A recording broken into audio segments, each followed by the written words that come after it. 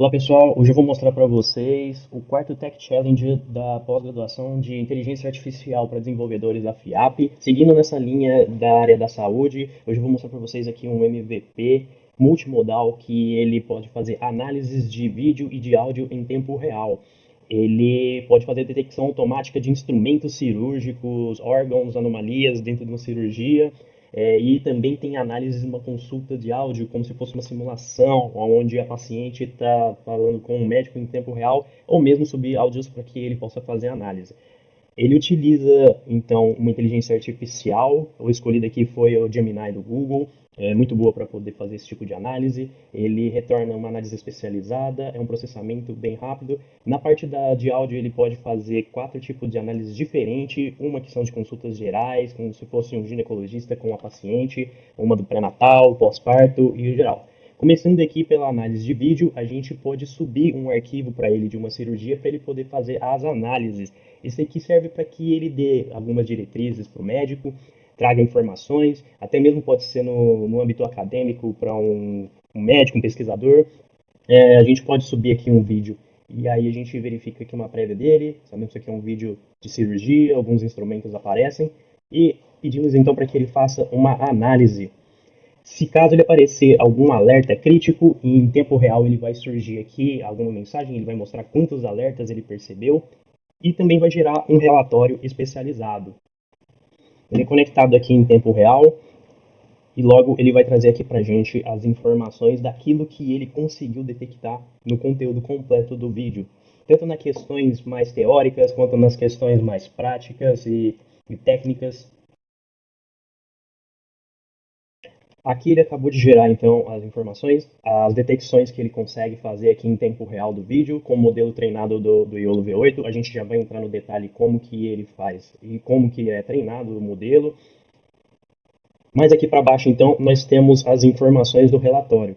Ele traz aqui então informações tanto do conteúdo do vídeo, aquilo que foi detectado, a sua precisão na hora de fazer as detecções, os instrumentos, quais são os órgãos, uma informação sobre hemorragia, sangramento excessivo, aquilo que não seja normal, quais são os instrumentos que aparecem quadro a quadro e qual que é a confiança da detecção de cada um deles, etc. Alguns comentários aqui sobre o manuseio do procedimento e algumas outras informações mais técnicas que serviria para um profissional na hora de fazer uma análise mais completa da cirurgia.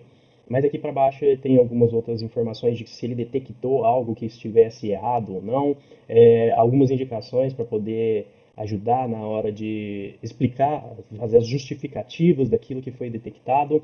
E aqui mais para baixo também aquelas informações mais pertinentes na parte técnica e se houve algum momento crítico. Aqui no caso desse vídeo nada foi detectado. Por fim, algumas recomendações para ser um relatório bastante completo aqui para o profissional da saúde.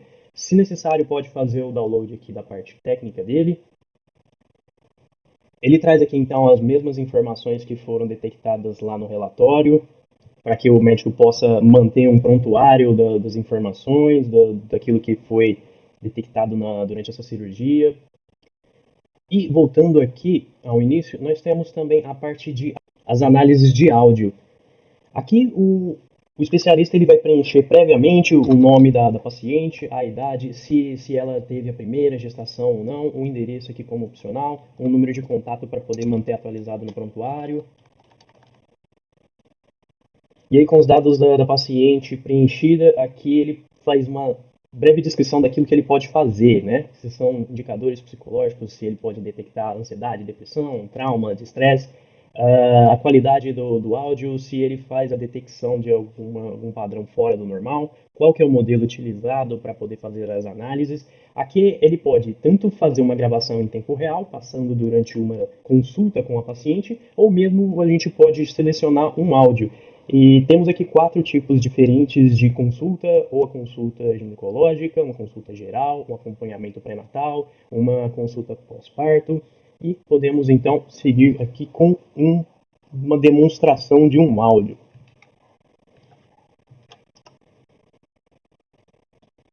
Subimos aqui então o áudio, a gente tem uma prévia Oi, dele. doutor. Então, a rotina? Está maravilhosa, de verdade. O bebê E aí então fazemos a análise.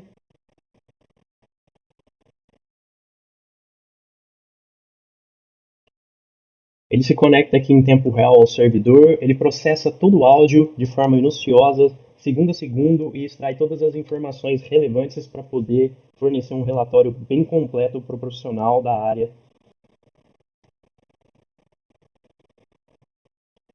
Aqui o modelo do Gemini, ele traz algumas informações daquilo que ele analisou do áudio.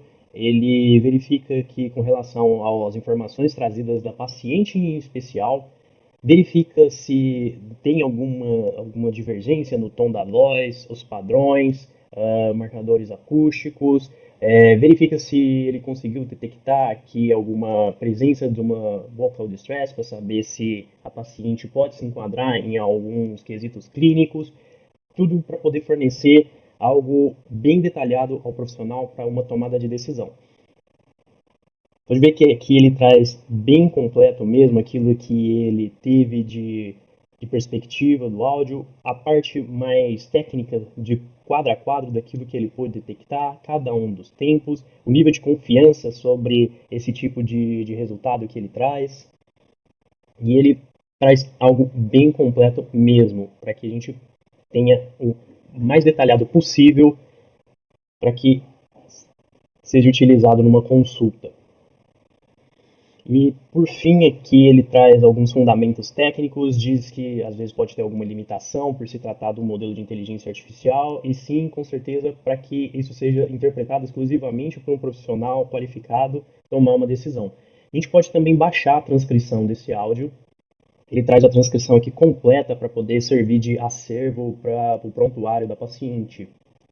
Entrando aqui na parte técnica, nós temos um projeto completo modularizado em Python, empacotado com APIs utilizando a biblioteca da Fast API para construção de cada um dos scripts, construção da rota de cada um deles. E aqui na parte de como foi feito o fine tuning do modelo, nós utilizamos um Iolo V8, treinado com um acervo de dataset da área da saúde. O dataset utilizado para o modelo é esse da plataforma GeneSurg, de cirurgias de laparoscopias. É um dataset bastante completo, ele tem as informações da parte de instrumentação e também dos órgãos. Para que você tenha acesso completo a esse dataset, você precisa preencher um forms e enviar para que eles te deem autorização, basta explicar, demora alguns dias e eles retornam. Entrando aqui na parte do Fine Tuning, vamos explicar aqui como que ele funciona e o porquê é necessário utilizar o dataset para treinar o acervo dele. O Iolo é muito utilizado para a parte de visão computacional, entretanto, nós não temos, até onde eu pude ver, um modelo já treinado especificadamente com essa parte de cirurgias e precisamente para a área da saúde da mulher. Por isso, é necessário, então, que a gente faça uma substituição do dataset que já existe por um bem específico da área da saúde com imagens de cirurgias. Aqui ele foi treinado com mais de 6.500 imagens e uma pergunta às vezes que é levada, mas para você treinar um vídeo, você pode utilizar imagens? Sim, com certeza, porque o modelo do Iolo, ele verifica quadro a quadro, então um acervo de imagens seria o ideal mesmo para poder fazer um treinamento para que ele reconheça em tempo real em um vídeo. Ele vai então identificar as imagens pela qual ele foi treinado, para que ele identifique pelas bounding box, né, aquelas áreas de circunferência e a precisão que ele consegue detectar. Aqui a gente tem um pouco do resultado do treinamento, a gente pode ver que conforme o modelo é treinado, a gente perde um pouco do loss, ele vai diminuindo, uma matriz de confusão para saber o quanto que o modelo está acertando ou errando, e aqui alguns exemplos daquilo que ele pôde detectar em questão de instrumentos e de órgãos.